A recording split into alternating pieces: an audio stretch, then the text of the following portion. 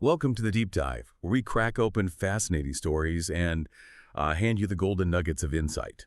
Today, we're embarking on a truly special journey, one that takes us to the vibrant heart of India. We're talking about a name that might be new to some of you, but wow, resonates with millions as a true cultural titan. Dr. Bhupen Hazarika. Imagine this, if you will.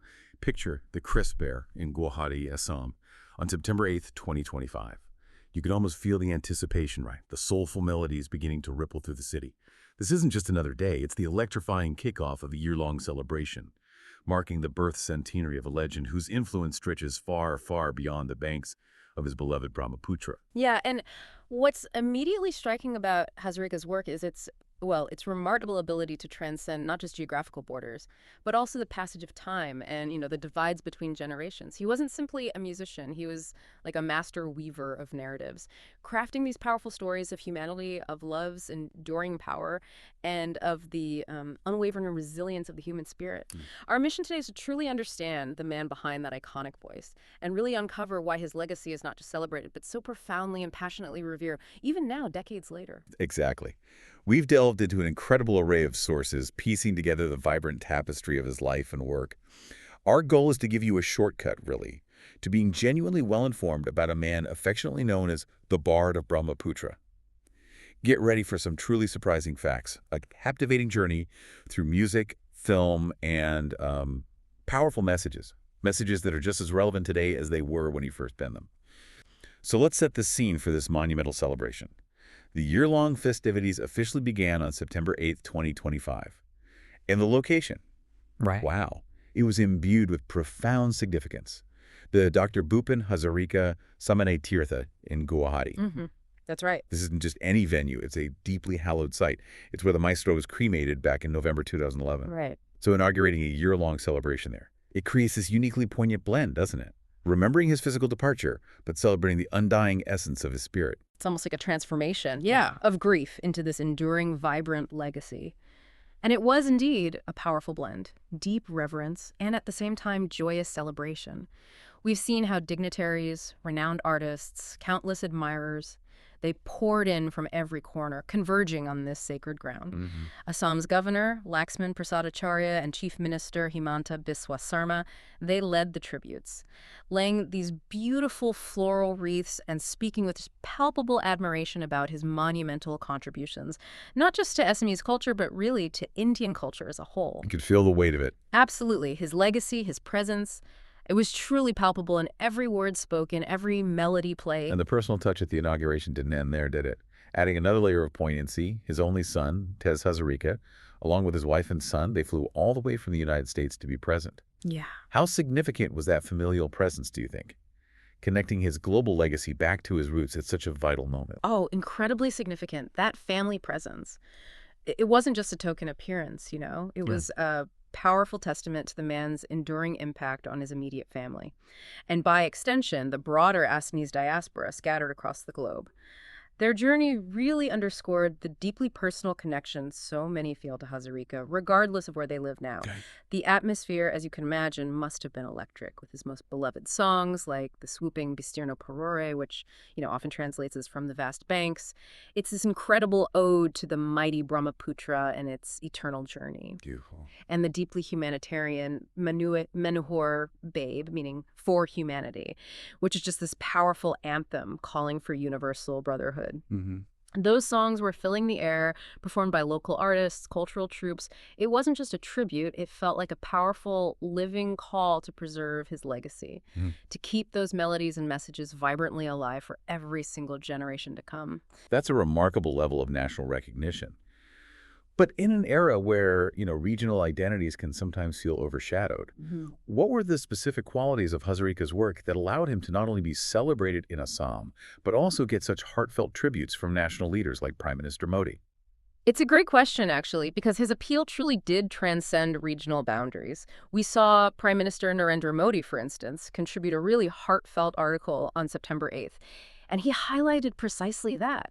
How Hazarika's work masterfully blended the vibrant spirit of Assam with the rich, diverse cultural tapestry of India. So he wasn't just Assamese. Exactly. He was an Indian artist who brought Assam to the national consciousness. Union Home Minister Amit Shah even posted on X, affectionately calling him the Bard of Brahmaputra, which is a title that just perfectly captures his soulful voice, carrying those universal themes, right?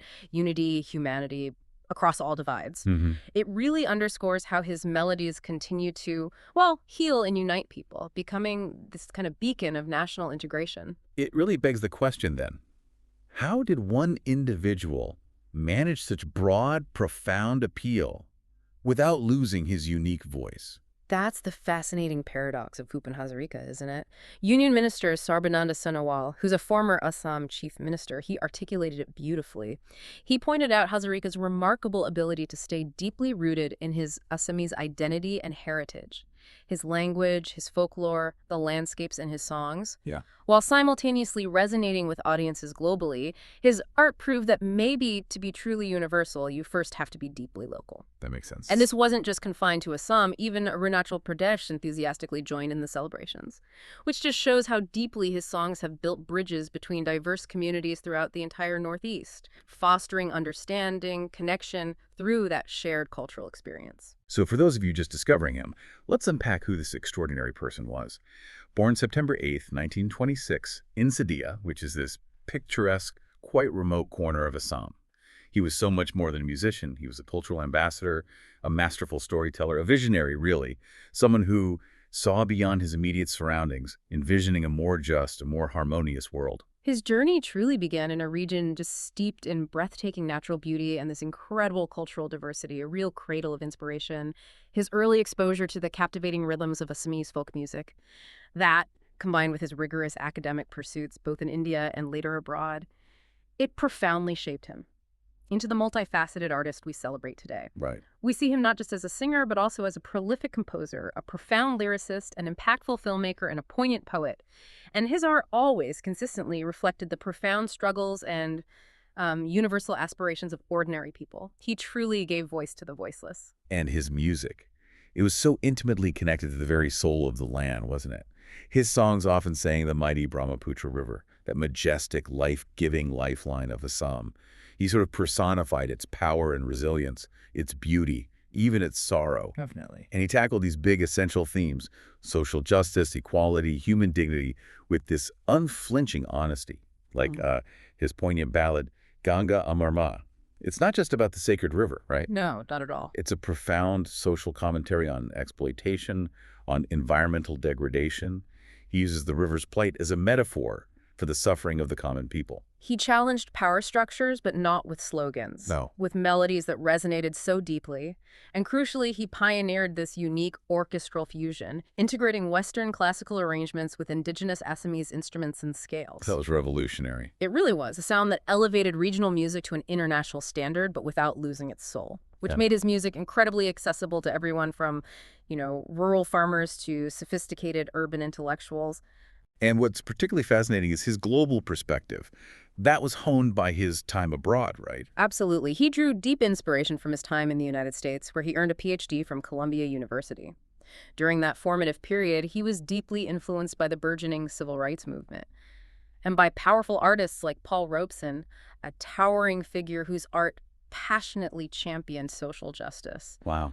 Hazarika integrated these profound influences into his unique sound and message.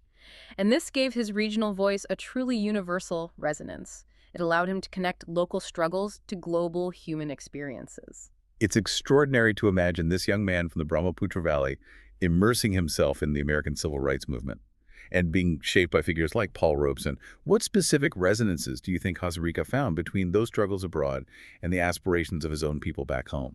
Well, he spoke often about the shared human condition, didn't he? That universal yearning for dignity and freedom that he witnessed in the civil rights movement. Robeson, for instance, used his powerful voice to fight racial injustice. And Hazarika saw parallels in the struggles of marginalized communities back in India. He saw how music could be this potent tool for social change, not just entertainment.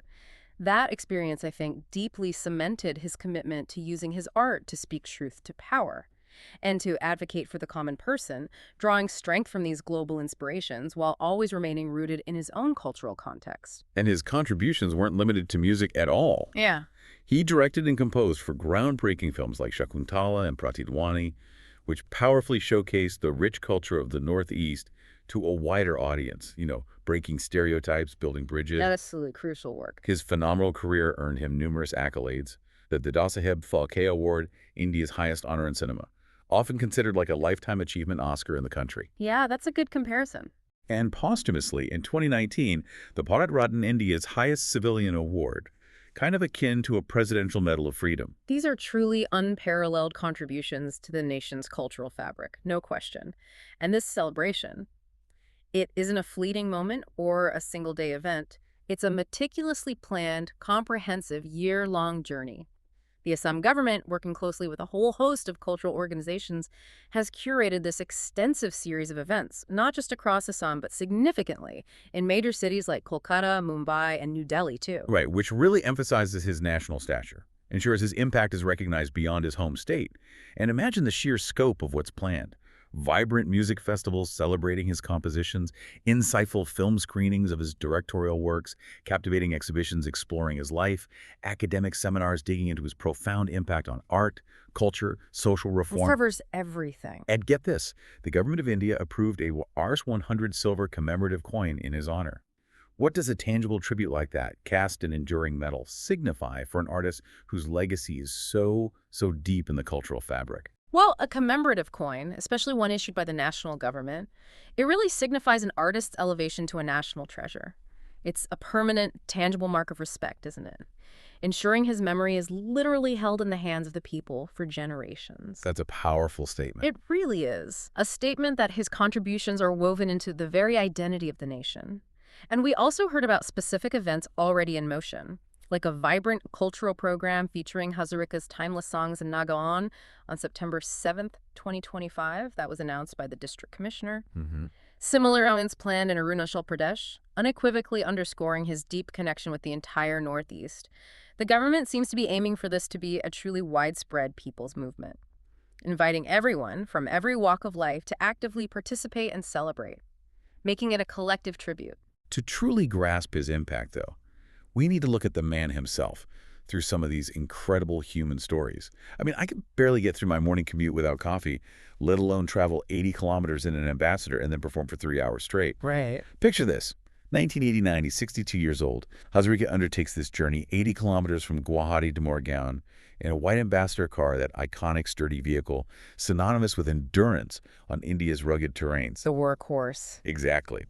He then proceeds to perform a 3-hour show that absolutely captivates thousands, weaving in these charming anecdotes about local people, local places, making everyone in the audience feel seen and heard. That connection. His ability to connect so deeply with any audience, regardless of their background, was legendary. And after the show, he dines on simple, traditional Assamese dishes like aloo mashed potato with tomato and mustanga sour fish, just truly delighting in the local flavors, the simplicity of life. And it was precisely that deep immersion, wasn't it? That unpretentious connection to the everyday spirit of his people, that seemed to fuel his relentless energy. It must have. Because after that profound local engagement, he then embarked on another 350-kilometer journey to Dhamaji, performing with the very same boundless energy and passion. Unbelievable. His entire life was defined by this unrelenting passion for his art and his people. Whether he was performing in a remote village or addressing a global audience, he carried the spirit of Assam with him, making it profoundly accessible and relatable to all. There's another anecdote, often recounted, how he would pause during recording sessions to share a freshly brewed cup of tea with every junior musician, ensuring they felt valued and heard. It speaks volumes about the man behind the music, It really does, and this is crucial. His linguistic versatility, singing in Assamese, Hindi, Bengali, other languages. How instrumental was that in truly proving music's universal power to unite diverse hearts? Oh, absolutely instrumental.